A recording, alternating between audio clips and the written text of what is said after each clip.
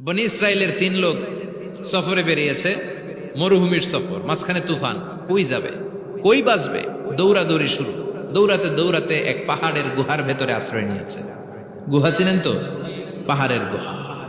আশ্রয় নেয়ার সাথে সাথেই বৃষ্টির পানির ঝাপটায় পাহাড়ের উপর থেকে বিশাল এক পাথর খণ্ড এসে পাহাড়ের গুহার মুখটা বন্ধ করে দিয়েছে। বন্ধ, অন্ধকার। এরা পড়ছে বিপদে। হায় হায়, বাঁচার জন্য ঢুকলাম, এখন দিই মরণ। ঢুকছিল কি জন্য? এখন মরণ। বিশাল পাথরের খণ্ড এসে গুহার রাস্তাটা বন্ধ করে দিয়েছে। 3 জন গায়ে যত শক্তি ছিল ধাক্কায়ও পাথর সরাইতে পারে না। হায় হায়, অক্সিজেন ভিতরে যা আছে আধা ঘন্টা শেষ হয়ে যাবে। কি করে বাঁচবো? বাঁচার উপায় নাই। চিল্লা ফাল্লা শুরু হয়ে গেল, কান্নাকাটি শুরু।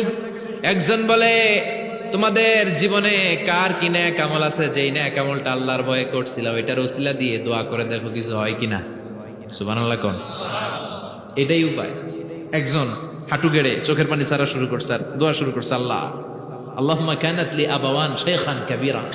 আল্লাহ, আমার বাবা মা ছিল বৃদ্ধ বৃদ্ধা, আমি পেশায় রাখাল, সারাদিন ছাগল চড়িয়ে রাত্রিবেলা দুধ আনতাম, সবার আগে আব্বা আম্মারে দিতাম, এরপরে আমার ছেলে মেয়ে, এরপরে স্ত্রী। একদিন গভীর রাতে এসে দেখি আব্বা আম্মা ঘুমায়।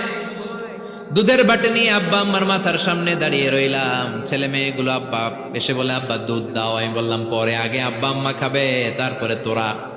ছেলে মেয়েগুলো কান্না জুড়ে দিল, আমি দেই নাই। ফজর পর্যন্ত দাঁড়িয়ে রইলাম। ফজরের আগ দিয়ে আব্বা আম্মা ঘুম থেকে উঠে দেখে তো আমার অবাক, কিরে বাবা দাঁড়িয়ে কেন?